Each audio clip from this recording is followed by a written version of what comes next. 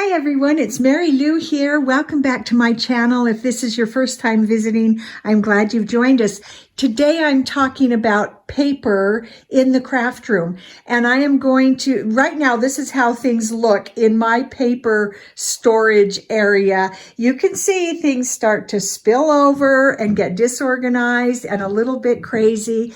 And so I'm going to quickly go through what has worked, what has not, and we're going to make some changes in our paper storage today. So stay with me. Here is my main paper craft storage. I love this. This has definitely worked. So I have these shelves. If you look at them, I got them from IKEA years ago, and from what I can find out, it seems like they don't have them anymore. I used to have them turned horizontally. That did not work, and that actually is a real big hassle. So I just took the shelves and I turned them so we have a vertical orientation, and it's great. I have them organized by color. You can tell that these have been well used over the year. Things are looking a little ragged in there. And then there are the things I didn't put away. I didn't take the time and just stuffed them into a different shelf. And then some projects I was working on that just got stuffed in there. I need to not do that. That doesn't work. The problem with that is I forget I even have those things. I forgot I was even working on this project. And so that's a don't work. When our things, we don't put them away, we just stuff them somewhere. This also I would put in the category of does not work. I don't buy a lot of these big 12 by 12 patterned paper notebook thingies, but I have several. I always forget they're here. So one of the things that I am going to do to correct this, I never think to use these. There are a lot of papers in there I probably never will use. So one of the big things I'm going to do today, one of the first things is to go through those notebooks, take the papers out and get them sorted in with color, because that's how I craft. If you craft differently than that, you might want to hold on to these books and maybe just put them in a way that they're not sitting here getting all bent and weird. But some people will grab a whole book of paper like that and do several cards all in that same theme of paper. That's not how I craft. So that is not what works for me. So today, number one thing, go through, I'm going to weed out some of the papers that I have had for years that I'm not going to use. I need to deal with my scrap bags. This is one of the things I would say it goes in the category of it works. I have these, I don't know what they are. They're a plastic bag kind of thing. These were job ticket holders.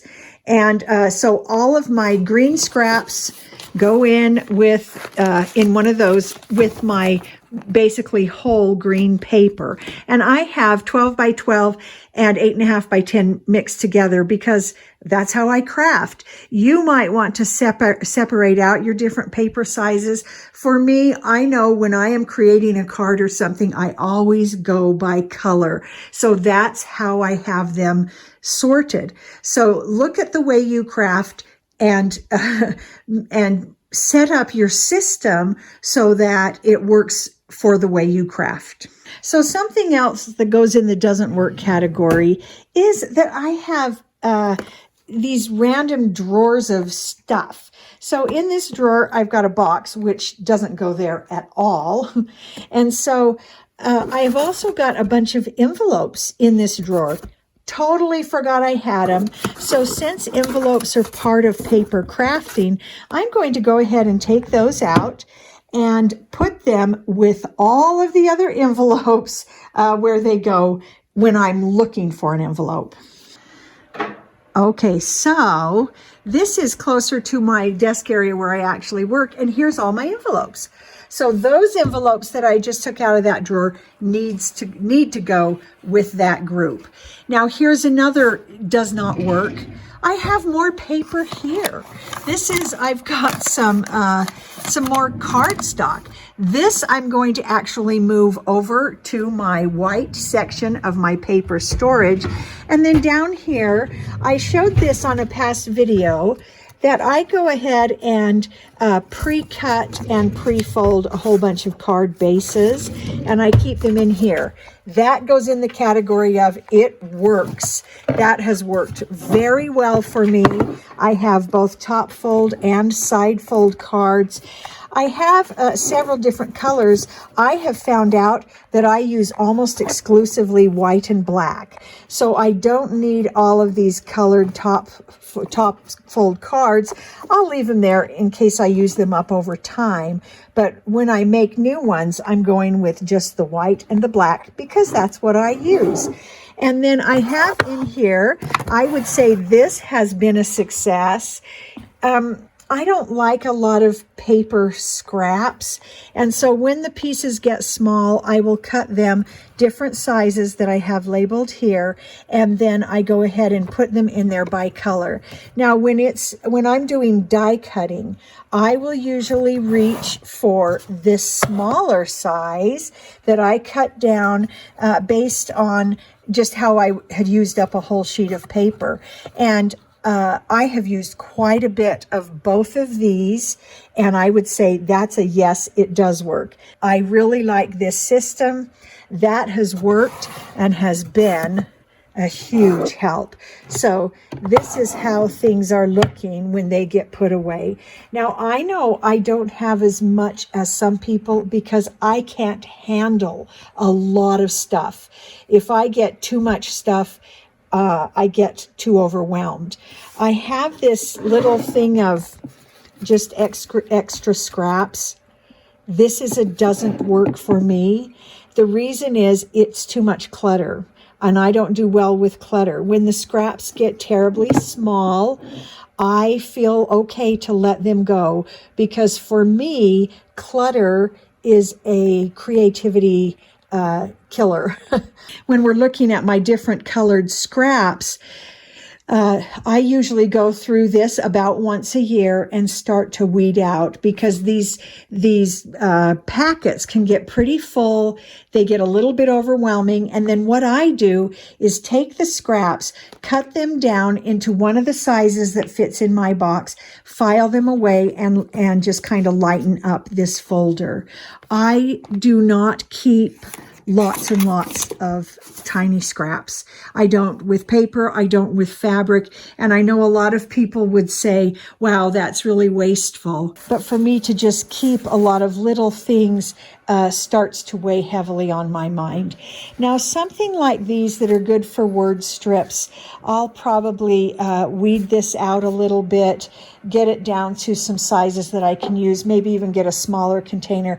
I just don't like a lot of clutter. It just dampens my creativity. What I'm pulling out here is stuff I know I never use. Before all is said and done, I might actually get rid of these too. I just want to say this in the way to give you permission to let go of what is dampening your creativity.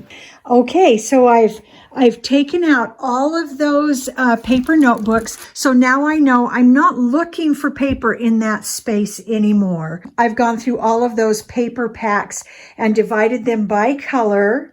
And I do have a stack of some things that Ann and I are thinking of using because we want to do some journaling and do a fun planner together. But I've got all that paper divided out. I also enjoy sometimes making my own papers. So I'll do some watercolor paper. And so what I'm going to do is go ahead and sort those based on color into the section where they go, because then I can find those papers that I have made. And so far, this is my stack that I'm going to be sending to Goodwill. And that's a pretty hefty stack. And I feel good about the idea of letting that go and letting someone else give it new life. It doesn't need to weigh down my space. I can let those go and somebody else can really enjoy those. So now I'm going to go through color by color and I'll show you what I end up with. Now, once I have all of the paper in one color together, I'm going to bring it all here and then sort through those. Things like this, I definitely will use that. That's in the wrong bin. This should be in with the pinks. And so I've got some metallic red. I'm going to go ahead and keep it in that bag that it came in, just because it's metallic. And then I'll just go through, and what I normally do is sort by color and size. So I want to make sure that all of the papers that are of the same color are together. So for example, these polka dots here are very much like these polka dots. So I'd like them to be all together so that when I'm sorting through and I'm kind of fingering through my paper, those are all in the same spot.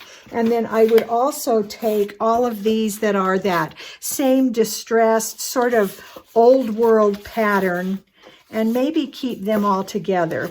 You'll notice that all of these Christmas papers I'm filing under red because when I am doing Christmas, that's probably where I'm going to go ahead and look.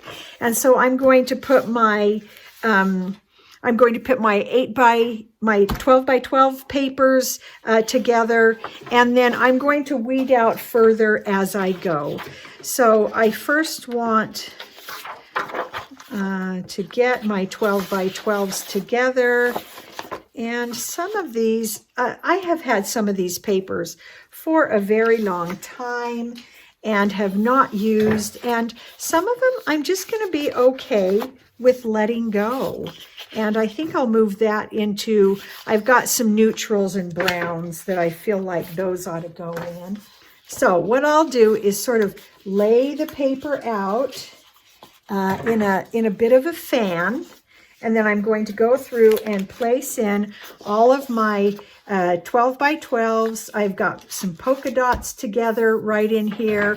I like that, so I think I'll bring in those polka dots. And when you lay them out together, you see, well, this is a little bit more of a pinkish red. That's okay. I'm not too picky. And then I'm going to go ahead and do the same thing, sort of fanning out similar colors together to get my sort of range of color. So I realize looking at that, you see, oh yeah, some of these reds are more pink, but that's okay. I'm not going to be too picky about that.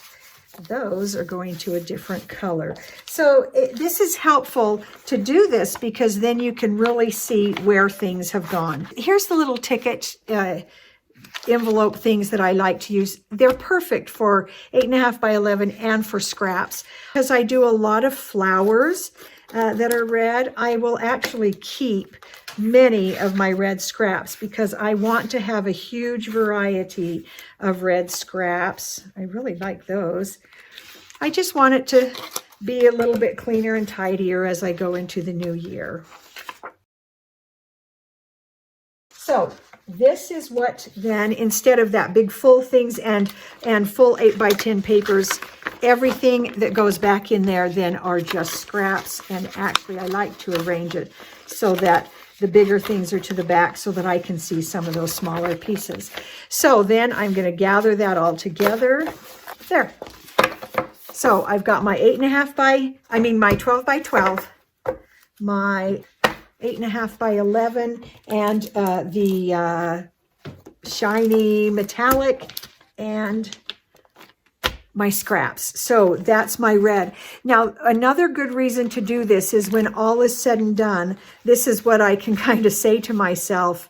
I don't have a lot of reds, and I know that it is a color that I'm often looking at to buy. I want a variety of reds. So if I was going to go into a website and look for paper That's probably a color I ought to look for because I'm actually pretty low on reds. So let's go ahead and put that back in its spot, and then I'll carry on and show you when all is done. I went to slide my reds in, and then I saw that I have some random papers that kind of escaped. So before you put away, make sure you clean out your slot. So we're putting in our 12 by 12s, then our 8.5 by 11 go in, and the 8.5 by 11, I do it that long way because I don't want them hiding back in there. I want them out here where I can finger through them along with the 12 by 12s.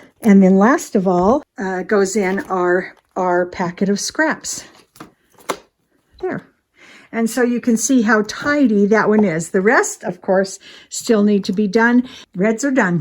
When I went through my pinks, I found these pieces that are a really nice size and colors I actually use frequently. This is the type of thing, these are solids. I don't usually do this with patterned paper. Usually patterned paper I just go ahead and stick in the bag of scraps. But when they're solid like this, these are the ones that I will then cut down into these size and add them in. And last year was my first year doing this. And so I'm starting to see which colors I tend to use up quite a bit, and pinks is one of those. And so I'm going to go ahead and cut these down into one of these three sizes, either a 5 by 3 1/4, 5 1/4 by 4, or 5.5 by 1 1/4, because those are the ones I really do use frequently. Okay, so this is the paper area. My bottom shelves no longer have paper in them. And so everything is arranged in order. It's so much neater, so much more tidy. I did get rid of a good deal of paper that I just couldn't see myself ever using. And let me show you what I did in the white paper, because I have a couple of different weights of cardstock. I went ahead and used these pocket envelopes, and I just cut off the label from the paper and just slid it in there with it so that I can tell the difference between my 90-pound and my 110-pound cardstock, because sometimes I have a hard time telling the difference. But that has just made this whole system easier. It's so much cleaner. And this corner here now just has my chipboard. I did put watercolor paper here, and then some of those other the foam and the cork paper. And so I know that none of my decorative papers are there. And this has been really good for me to look through, because now I'm reacquainted with what I have. I can see exactly what I'm low on, what I need, what I have a surplus of. And so that it just feels so much better. Look at this stack of paper that I am going to send to Goodwill. It's a lot of paper, and I could sit here and feel really bad about money spent. A lot of it was given to me. I just need to let it go. I need to pass it on to someone else who will love it, appreciate it, and use it, and give it new life. So I hope that gave you some ideas for your own paper storage, and that you take the opportunity. Now that we're a new year, reacquaint yourself with what you've got. Free yourself of what you really don't think you'll ever use. Give yourself permission to let go.